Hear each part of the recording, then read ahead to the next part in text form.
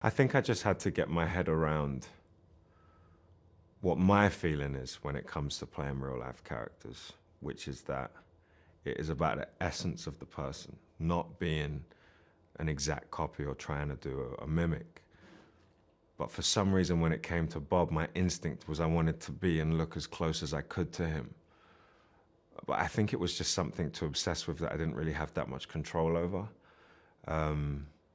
But if it was me looking in from outside, I would have been saying all the things that everyone else was saying to me. It's like, it doesn't matter about this and that. It's just about the essence. It's just about the essence. What's interesting about Bob is that to find his vulnerability in a way that felt truthful took a lot of nuancing. You can't just put Bob in a scene where he's crying because it's not real. And that was the instruction from Jamaica. Bob's not soft. Bob's not soft. Tough gang, you know. So as much as we like to put that on him, the instruction from Jamaica and the family was you have to understand that this man was closer to a football manager in terms of his stance and his position. This is a guy from the street. Yes, he's vulnerable in his music. And yes, when he sings, there's nothing like it. And his lyrics are an open book. But as a guy, trying to find stories about when he was vulnerable around other people, you know, that was like so much of the research was that. It's like, who did see him cry? When was he? In private, who was he? So Ray and I, we really had to explore that and talk to people. We needed a lot of help. We knew what the journey was, kind of in a rough sketch. And so we had an incredible head start. And we worked all the scenes. We worked them all tirelessly. And we came to a lot of conclusions about what we wanted to do and how we wanted to represent Bob and Rita in the film. And it was about making sure that it held a dignity and a maturity, and that a lot of unspoken could speak a lot more. Trying to create a sense of a kind of bond that transcended friendship. That the romantic side of it wasn't something that we needed to explicitly show, but that somehow, some way, we would create a feeling of two people who have known each other for 20 years, maybe.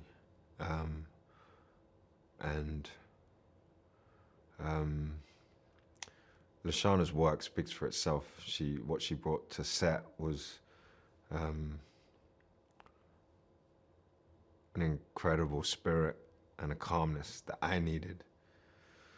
Whenever Lashana was on set, it was a better day. It was a calmer day. It was a more focused day. Yeah, I went to hit like Bob's house, you know, in the government yard, and went into his bedroom and you know, and going into Hope Road and seeing where he recorded and all those places. Yeah, it's really, I don't know what that feeling is. Imaginatively, it's just really helpful. So it's just activates your imagination in a way I think that's helpful. When Bob's singing, the reason why no one can sing the reason why he can't be recreated is because he's singing for his life. Like, music is everything to him. This is my interpretation anyway, is that music and Bob, he's singing from his soul and his gut. He's given everything. There was no half concert. There was no half-hearted night. He's singing for his life. So you can't copy him.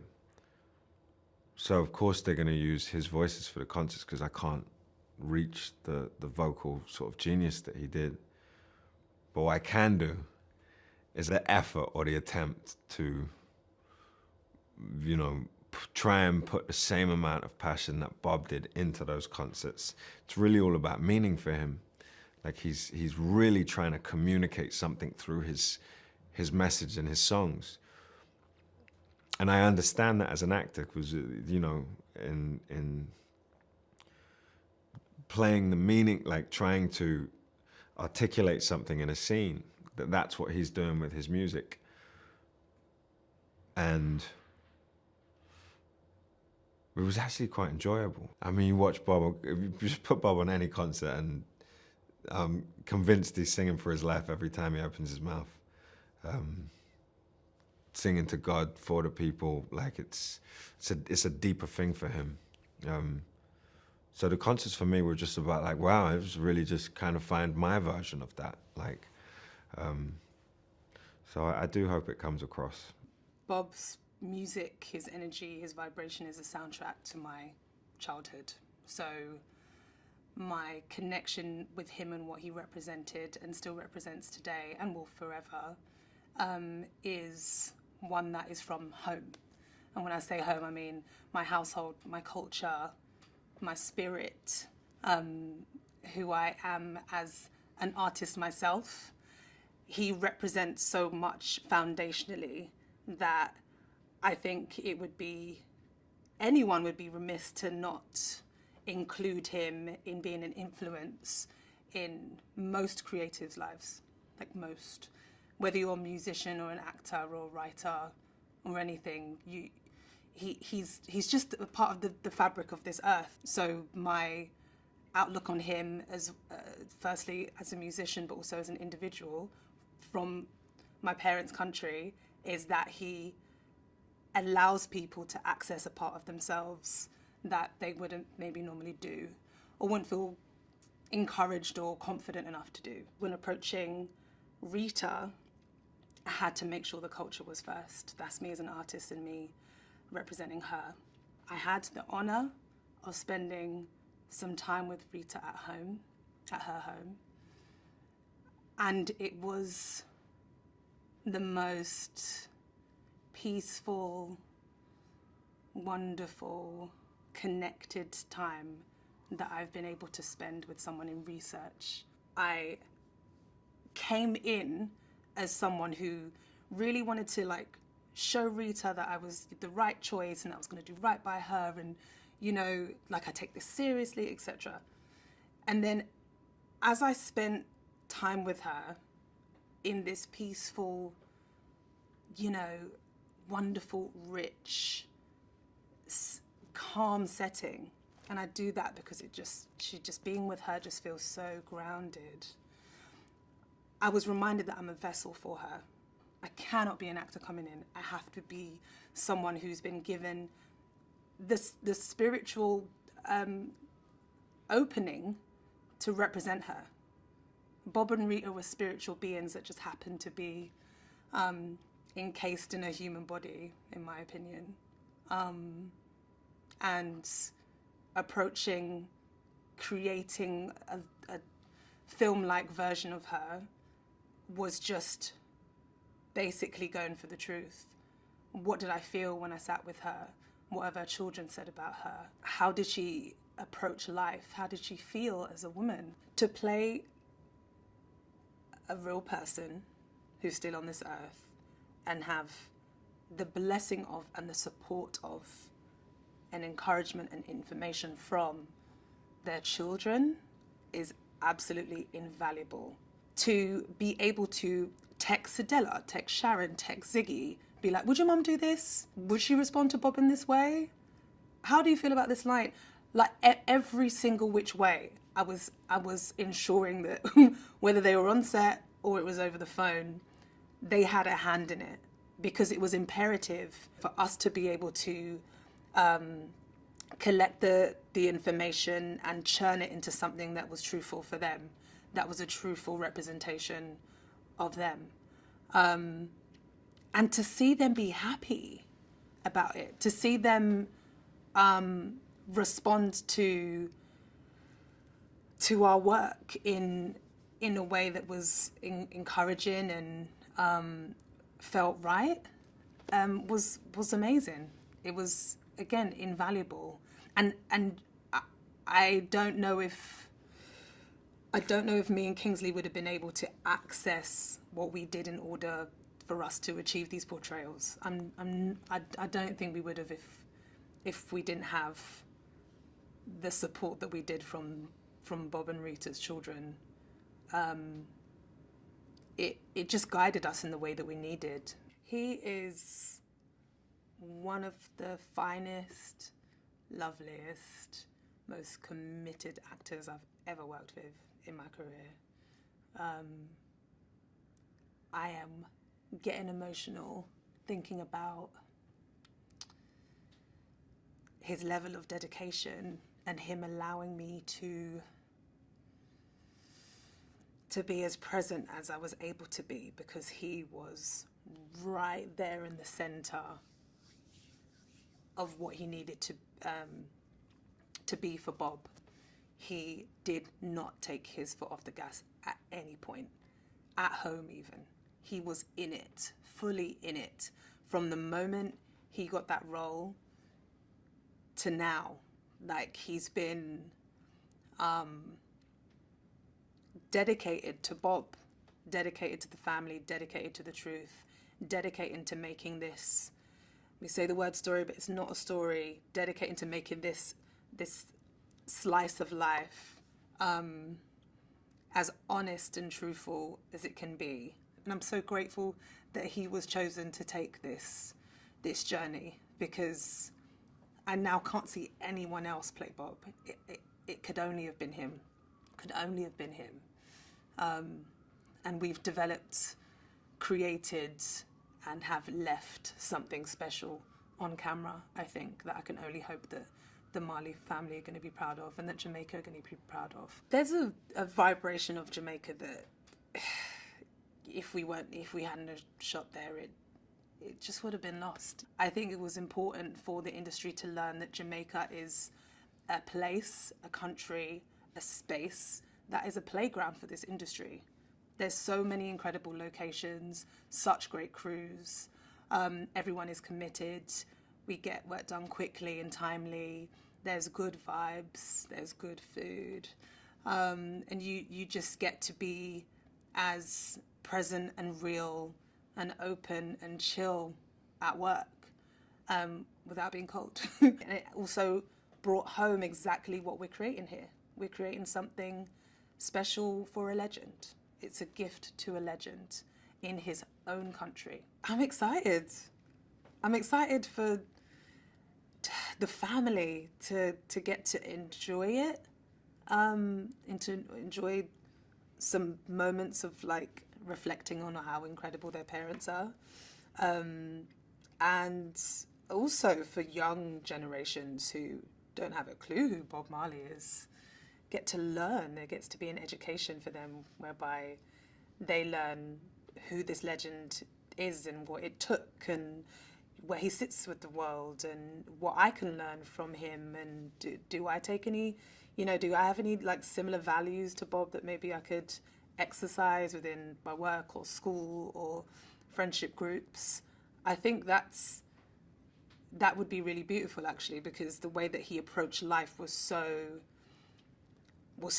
honest and so rooted in him that in the world we live in now, the world of social media, the world of being swept away by everything being fleeting, I think it's nice to learn of a legend in a non-wispy and fantasy-like biopic that is actually back to the soul of the person. To be a part of this project is huge. It's a massive privilege. I hope you're getting a sense of the atmosphere right now, but we're in Jamaica, we're in Kingston, we are being guided by Ziggy, Bob's son. We have Neville, who's the art director, Bob's art director. We have a real sense of the man and the community which he was a part of, and so it's massive. I mean, Bob Marley's touched everyone's life in some way, even if you're just like walking through a shopping mall and you hear his music and you're like, what is that? Or you're a huge fan, you've lived and breathed his music forever, or you're somewhere in between. He's sort of touched everyone's life, and so this movie, it's about time a movie was made to celebrate him and his legacy and the insane imprint he's left on this world. As far as the movie and the message, I mean, when better time, when does the world need Bob Marley's message more than right now? Kingsley Ben-Adir, that man has a lot on his shoulders right now, for sure. I think he's doing an incredible job, and hats off to him, man, because he is, he's taken on a lot, and there's a lot of eyes on him, and he's delivering. He's delivering and then some. I mean, I've never seen an actor so committed, so well prepared. I arrived on this set, obviously, many, many months after Kingsley was attached. I think he'd been attached to the role for like 6 months already. And his handle of the language and the character and the movement and the music. I mean, my first few days, he was just riffing in as Bob, in patois, in music, in kind of lyrics. I mean, he was literally he was so involved and so consumed by the character, by this man. He'd really tapped into something, and to play opposite that, from my point of view, is an absolute joy, because I have a version of Bob Marley in front of me. I mean, Lashana's an amazing actress. Obviously, we're very lucky to have her here, and she's bringing everything to Rita. It's magical, as you say, that sort of fortitude and steadfastness, but also deep warmth and a compassion, and something which matches Bob's sort of inherent goodness. You know, there's not very few people who would be suitable to play a life partner to Bob Marley, and Lashana has something very special off and on camera. I mean, Ray's on a journey, isn't he? He's doing very well in a short space of time, and I mean, I love the guy. He's a very, very he's a good presence to have on set. You know, film sets can be quite fractious. There's a lot of strong voices, a lot of people, and at its best, it's collaboration. It's wonderful kind of alchemy of creatives all coming together with a shared goal. And if you have good, calm, compassionate people at the top, like Ray, like Robert, like Kingsley, that energy filters down, and you know, those heads of department really define the tone.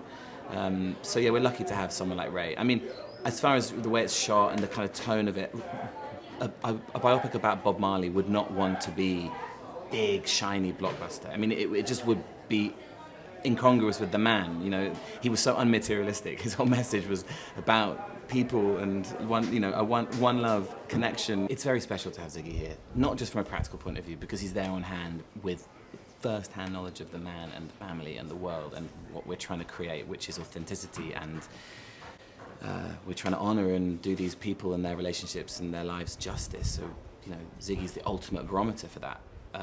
So we have that very, very important practical aid, but it's also just beautiful. It's very special to have him and see him, I think, enjoy the process. I feel like those guys, Neville and Ziggy, I think they're proud of what they're making, which makes us so proud, and it emboldens us, and to have their approval has been invaluable. There's so much to say about Bob's life. Everybody you talk to in Bob's circle has a different story. Everybody has a Bob Marley story. When I met him, where I was when I saw him for the first time, everybody was Bob's best friend. So it was just kind of digging through all of that and figuring out what's the most impactful story, again, for the next generation that doesn't know Bob. What's that window in his life that gives us insight into what he was thinking, what he was going through, what he was struggling with, and what he gave us. And what we settled on, the producers, myself, the studio, was that 1976 to 1977 was a period of musical genius. It was a period of time in Bob's life where he captured something, the hearts and minds of people around the world. Exodus went on to sell, millions and millions of copies around the world. Some of the most famous songs of all time. So that period of rich creation was important to us. There was never a point where we set out to make a caricature of Bob, and we knew this film was about making an interpretation about Bob Marley. You know, there's only one Bob, and he's gone. And our film and our role and our responsibility, I see, is trying to carry his legacy. How do we do that? We have to get close. And I think what Kingsley did was interpret Bob. And that's masterful. That's an actor acting, not mimicking. And when I saw that baseline, I knew I had found our guy. It's a tough job. He had the toughest job on the planet. And I tip my cap to Kingsley Ben-Adir for what he did, the effort. And it's hard. We had a soldier, so to speak, along for the ride. I had someone that was really, really deeply committed to really diving into who Bob was, his consciousness, the man behind the lyrics. That was Kingsley. He went so deep into this role. Very few people on planet Earth can do what he did, or even come close. And so just that commitment. And the family, look, they were there to support Kingsley. And I think he knew that. I don't think there is a movie without the support of the family. Having Ziggy on set to be like, my dad was like this, or even tell a joke, or the nuance is really what helps the film feel like a movie and not like something that's on stage. Having Ziggy Marley on set was absolutely critical to me in the filmmaking process. I had a brother, I had a soldier, I had a friend, I had somebody that I can count on. Not only as a family member, but as a true producer. Ziggy was there at 5 o'clock in the morning when I got there. And so knowing that you had that level, nobody was phoning it in. There were people that were there. They were there every single day to make sure that we were making this film authentic. From the voices to the costume to the production design, things in the background. Nothing should feel false or fake. He wouldn't walk like that. He wouldn't talk like that. That level of detail is critical, because any false note takes you right out of the movie, right? It makes you feel like, I'm not sure whether that's you're playing. I'm not a musician, right? So I have to count on the musically minded folks to say, he's not playing the right key there, or the chord's off, or yeah, I don't know, maybe he's right under. It sounds good to me, but it's not right. So I had a lot of people helping me make sure that I wasn't messing up. Lashana Lynch is a generational talent, much like Kingsley Ben-Adir, an unbelievable talent. There's natural talent, and then there's what she's able to portray on screen. When I saw her tape, I thought I had seen her in a few roles before, and I thought she was exquisite, and no less exquisite in this film. She takes everything to the next level. She elevates every scene that she's in. She is just that type of actress. It's presence, it's perseverance, it's commitment. Unbelievable. I know that she works so closely with Sedella and Faye Ellington, who's significant to our production, on dialect and understanding what Rita was like, what role Rita played in Bob's life, and really doing the research. And that's the job of the actor, right? To go in and really dive deep into the character so that the performance doesn't feel flat or doesn't feel surface. And she is somebody that dives deep. She's somebody that goes really deep into character, and deep understanding as to what role she was playing at that particular time in Bob's life. I think she does it exquisitely. I cannot wait for the audiences to see her and Kingsley together. They truly are such a magical pair together. And I think it was because of the beautiful struggle of making a film, right? When you have to go so deep into a character, into a performance, you naturally form bonds, and the camera picks up on that. The camera sees that. The camera loves that. Rita was a band member. She was with Bob every step of the way. She was also the mother of his children. And they had an amazing relationship together, a trust, a deep bond that I don't think a lot of people knew, myself included, when I set out to make the story. And of course, once I met the real Rita in person, and I saw her presence and her elegance and her strength, I said, okay, that's what I'm looking for. It was those characteristics when I was casting and found Lashana that I was looking for to capture, because I thought the world should know who Rita Marley is. She's the backbone in a lot of ways to the journey of Bob and Bob's family. And we would be remiss not to show that part of his life or show that dimension to their relationship and just how integral she was to their story together. So I think the world is going to be surprised to know Rita Marley. I think her legacy will live on. But I think she would say, look, it was all for Bob in a lot of ways. She made a deep commitment to that man, which still lives on today, including this film. James Norton, unbelievable. Love James. What a great actor. Phenomenal actor.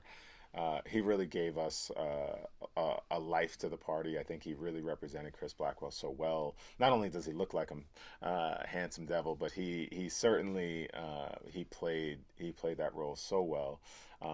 You know, he's just somebody that's able to identify what a scene needs. He's able to say, hey, you know, what if I did this or what if I did that? And that's just working with a great actor. You know, they're able. They don't just run the pattern, so to speak. They're able to get open. He's able to get open. There's something very simple about the message of love. It's probably what the world needs today more than ever. And he was singing about it, 30 plus years ago. So just it encapsulates what his message is in all the songs, and all the strife, and all the struggle, and all the love, and all the pain, and all the joy. One love to a nation, one love to the world, one love for healing. It encompasses all of those messages, encompasses all of his albums, Catch a Fire, Going Back. All of his messages all about one love. And so that the simplicity of the message is actually quite complex. It's a lifespan of work in order to give people that type of healing, that type of let's all tap into something that we all have control over. And I think that's special. This is the first time I'm really involved in a movie in this deeper way, and seeing like under the hood how things happen. And so I guess it's happening how all the movies thing happen. You know, the producer will talk. We interview a few directors. We vibe with one. We vibe with Reinaldo. You know, and his idea and his vision and his youthfulness. We search everywhere to get a good actor for play Bob. You know, but 'cause you really need somebody who not just look, but can express that, can keep your attention when you're in the film. And so when we auditioned and I saw Kingsley, who plays Bob, he was the one who kept my attention. You know, and all of us kind of agree, say, yeah, like him keep your attention. We need somebody who will keep your attention to play Bob. So he did a really great job, fantastic job. 'Cause it's a very heavy load, you know. It's a very heavy load for play a man like my father. So, him do good. Yeah, I mean, and then we have Lashana, who plays my mother. She's wonderful too, you know. So they make a good team. It's a good... The story is multi-layered. There's so much story within the story, you know. Like the music is multi-layered. So the story is really a work of art. It's a work of art. It's not just a movie. It's not just a regular old biopic. It's an artistic expression, you know. Kingsley do a great job in expressing my father in an artful way, a respectable way. Not trying to mimic, trying to express feelings and thoughts, and do it with a dialect that is not his natural dialect. So him do a really good job. Him capture the fullness, you know. And it was not just in like dialect either. It's like the mood, the idea, the mood of the film and everything, and what Bob was going through this time. I think him reflected on a much deeper level than as ever that I think a human being would go through. That we don't, there's nothing written about that. We don't know that, but we know human beings. And we know when we go through certain experiences, we must have thoughts, you know, we must have things we're thinking about. So I think Kingsley represent the unknown very well in bringing that human element to the experience of Bob, and not just like Bob the legend or Bob the artist or Bob the singer or whatever, but the human side, the emotional side. There's expression of different emotions, you know, which we like in the film. Funny stuff, serious stuff, violence, you know, because Bob is a multi-layered person, you know, so Kingsley did a good job to express that, you know. The One Love concert now, as me understand it, because I'm not a historian on it, but this is my experience of it. I've grown up around it and hearing stories and hearing people or whatever. And I was there. Me and my brother Stephen was at the One Love concert too. So the One Love concert now. So after a while, Bob in exile. Some of the leaders of the, I would say the political operatives that were committing violence against each other. Some of the leaders of those people knew Bob, were friends with Bob on both sides. So Bob had a friend on both sides of the equation. And so after a few, whatever time, them decide say they would like to form a peace so that the people stop fighting over politics, So them never want to do it without Bob, or couldn't do it without Bob, because Bob is such a unifying figure in Jamaica at the time, and him the one to do it the first time anyway. So them come to Bob with the question, say, if he would come back to Jamaica and, for solidify this peace movement, So yeah, that was our next decision, Well, how I describe him is one of us, He's one of the people, And so him different than plenty of the, what them call them, superstar or whatever, or whatever. Because, like, people feel them can touch him. Them can sit down beside him, like, them can eat dinner with him and would be cool. And, it would be, so I feel like that is the real thing, that him touch the people in such a authentic way. So him and him have an authentic relationship where it's not so much like a superstar, oh my God, but it's more like Bob my friend, or Bob my brother, or Bob my uncle, or Bob my father, I say. So him have that kind of he has that kind of connection with the people that is different, So the influence he has on music, I mean, how me see that is the influence him have on what people say in the music. What ideas you put, what words are you putting in the music. I think that is what his influence is. Musically, people like reggae and them play reggae riff and whatever, but Bob, the consciousness that and the messages and the love that Bob have in his music, the words, what him say, that inspire a lot of people to try and be better human beings. Try and be someone who contributes something positive to the community. So that is the biggest inspiration, music here, but it's a message really.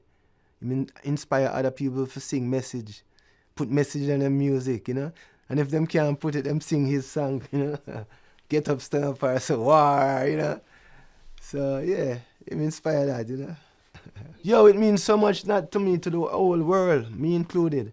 Because guess what now? You see what's happening in the world, right?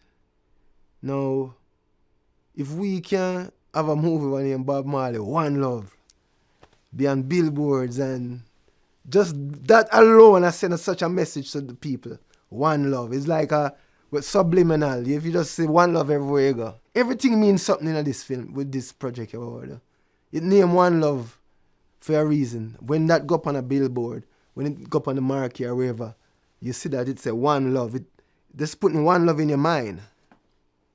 Yeah, so just even, man, yeah, it's such a great thing, Rasta, It's a really bigger than just a movie.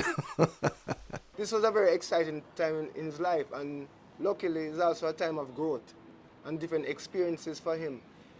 So if he's at the right timing, instead of trying to tell a life story from birth to when he passed away, find a period of time that is significant in his life, but also entertaining to me as a person who watch movies, and try and tell his tale through that experience. We really try to find him everywhere, all around the world.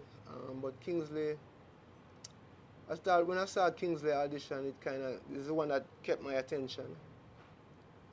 So that was the first reaction to him. So, and he's really the only one who really keep your attention and kind of have a look, so people can believe it. So that's why, and he's an artist too. King is an artist, and the commitment to the real thing is evident in what he has done, So and keep doing so. Him have the right spirit and energy and the respect and the commitment. This is like Bob here doing what he does. This is what he does. Yeah, bring people together, help people, help each other out. So that's how I see it really. This is another of his productions, and it's doing what it's supposed to do. Expose the message more, expose the music more, help people and shine light.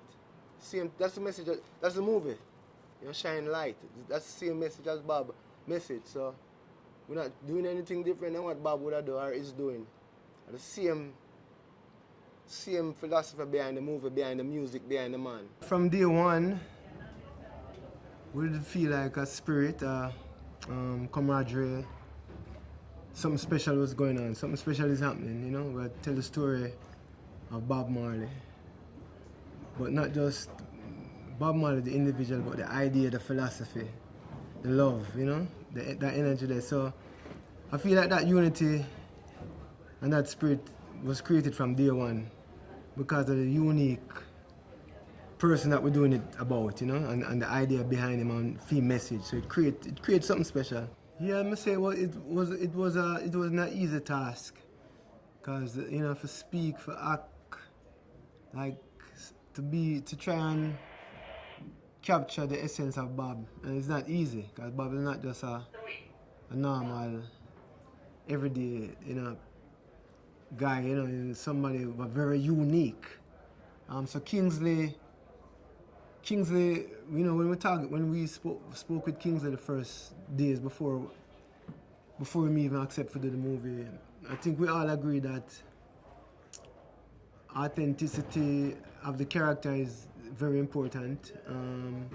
To be true to who Bob was, how he speaks, how he acts, how he sees the world, how he feels the world.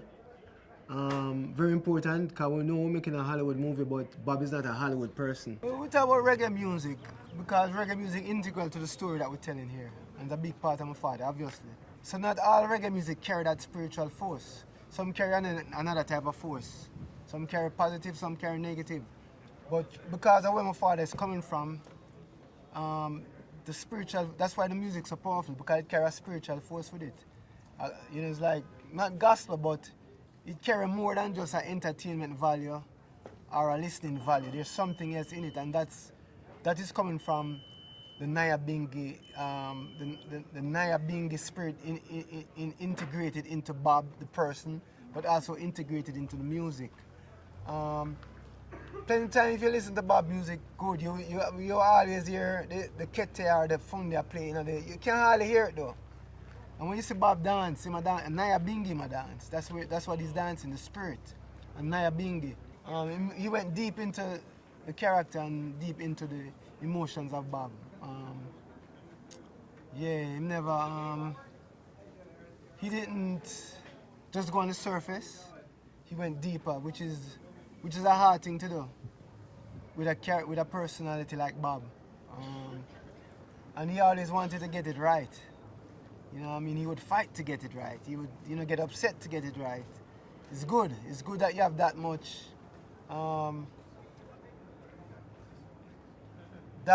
feeling about what you're doing, that you're gonna fight to do it right.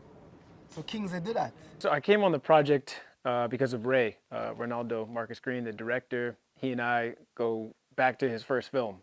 He had a film called Monsters and Men a few years ago, and I scored that, and then also worked with him on King Richard. And so as soon as he got the opportunity to do this, he started talking to me about it. And I remember us having early conversations about, what this might be to take on this responsibility. And so for me, I feel like it was, my mind already went into overdrive trying to think about how to represent Bob through the score and how that score would relate to his music, and trying to have some sort of continuity between the two, but also making sure that those two things felt like they had their own identities. And so that definitely felt like a decent amount of pressure and responsibility to take on, but not only having the support of Ray, but also having conversations with Ziggy and now Steven, and having them step into the process with me to talk about what instruments we might be able to use to help the score feel like it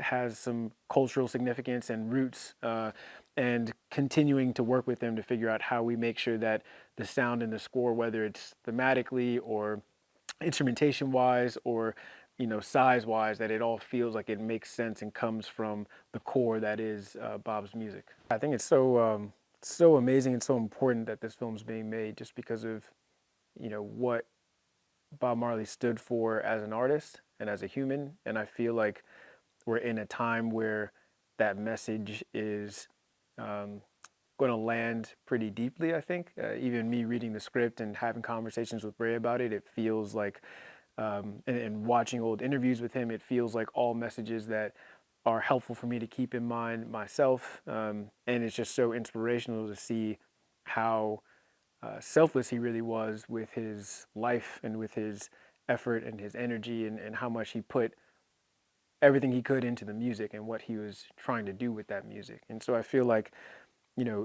he was hands down one of the greatest artists of all time when you look at like his impact on the world globally and how many people know his music in every part of the world. But again, I think that right now is such a very particular time for us to have a reminder of what his life and his music stood for. What's so interesting about his catalog is that even if you haven't spent time dedicating yourself to learning his music, you probably know a lot of his songs. I think about the fact that, like, for me, it wasn't until high school that I really started to dig a bit deeper into his catalog. And then as I got older, kind of going a bit further. And as soon as I did that, there were so many songs where I was like, oh, I actually kind of already know this song, even though I'd never really like intentionally sat down and listened to it.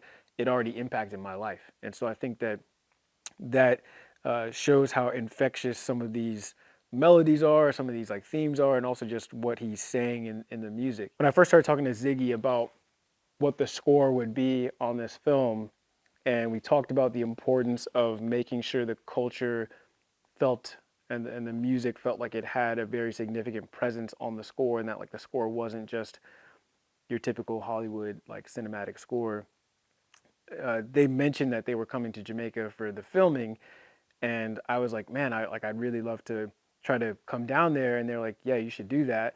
And then I feel like a week later, I was talking to the studio about booking a flight, and then like Ziggy and Matt were sending me information about Nyabingi music and like historical information about reggae music and documentaries to watch. And so I started watching all those things, and also immediately felt like, well, we need to record something while we're down here. Like my initial reason for coming down here was just to visit set, just like, see how things are going and like see if being here would have some sort of inspiration. But it felt so important to record something while we were here and try to capture something that felt like it was, I feel like anytime you try to record authentic music not in that place, it always feels like it's like a little removed. So for me, it felt like so important to record something here, and it feels like pretty amazing to to just be here and to have this experience going into writing music for this.